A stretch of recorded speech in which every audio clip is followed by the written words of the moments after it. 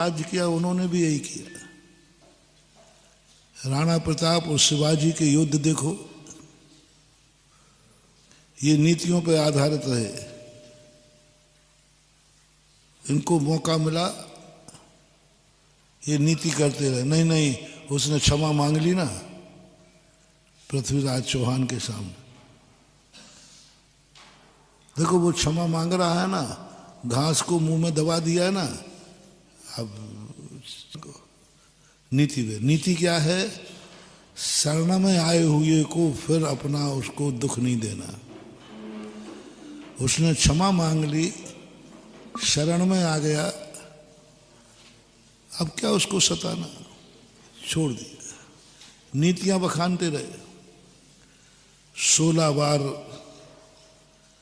पृथ्वीराज चौहान युद्ध नीति से हारे हैं, क्योंकि जिताया, लेकिन एक बार भी उसने अनीति पूर्वक जीत लिया।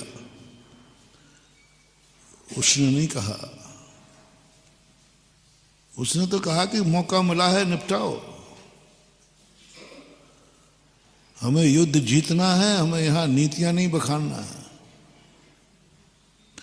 और भारतीय व्यक्ति कहता है, बस यही विशेषता भारत की। भारत कहता है कि नहीं, मैं जो कुछ भी चाहूंगा नीति से चाहूंगा, जीत के चाहूंगा। और सामने वाला कहता है, मुझे नीति मीति कुछ नहीं आती, मुझे तो जीतना है। ये उदाहरण के साथ साथ अपने अध्यात्म में घटा रहा हूं।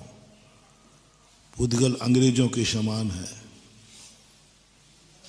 मुगलों के समान है, पाश्चात्य संस्कृति के समान है, जड़ रूप है, भौतिक रूप है। तो मैं कहता हूं, मैं कुछ नहीं जानता हूं, मुझे तो तुम्हें अपने कब्जे में रखना है, बस बंदी बनाना है। तो मेरे अनुसार नाचोगे, मेरे अनुसार उठोगे, मेरे अनुसार बैठोगे, मेरे अनुसार सोचोगे, मेरे अनुसार रोओगे, मेरे अनुसार हंसोगे।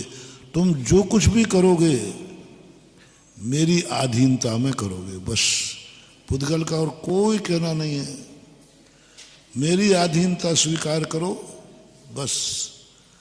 और देख लीजिए, थोड़ा सा अपन को तत्व ज्ञान हो गया है तो ऐसा सम्यक दृष्टि को ऐसा लगता है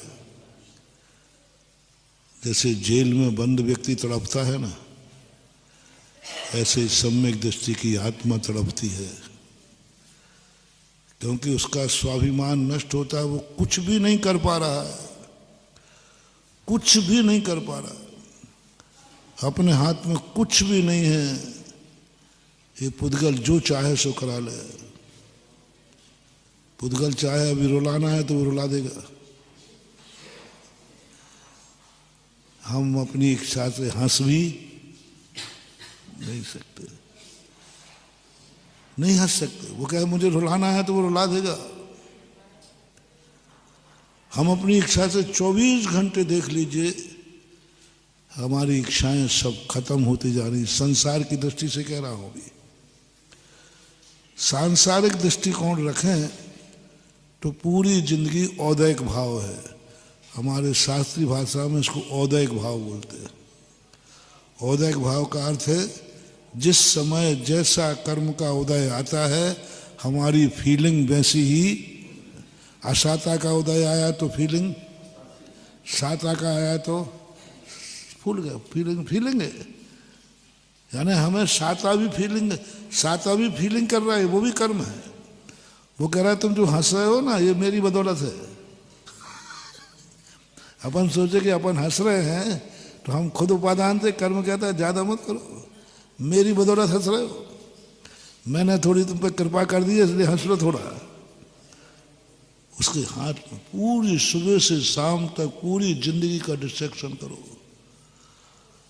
कर्म फल चेतना में जी रही है दुनिया।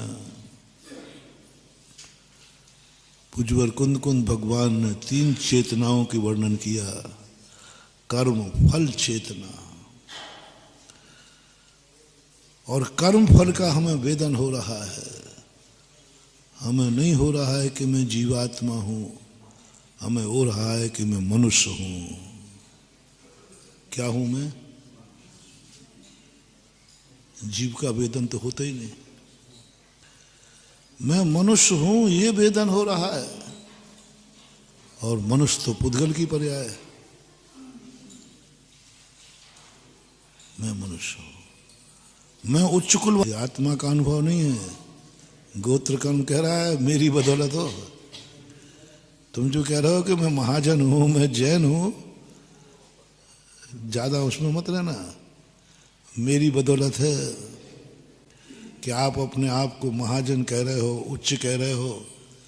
यदि मैं चाहूं तो ऐसे कुल में जन्म दिला दूं जहां तुम जैन शब्द को सोच। कर्मों का है, मेरा कुछ है ही नहीं।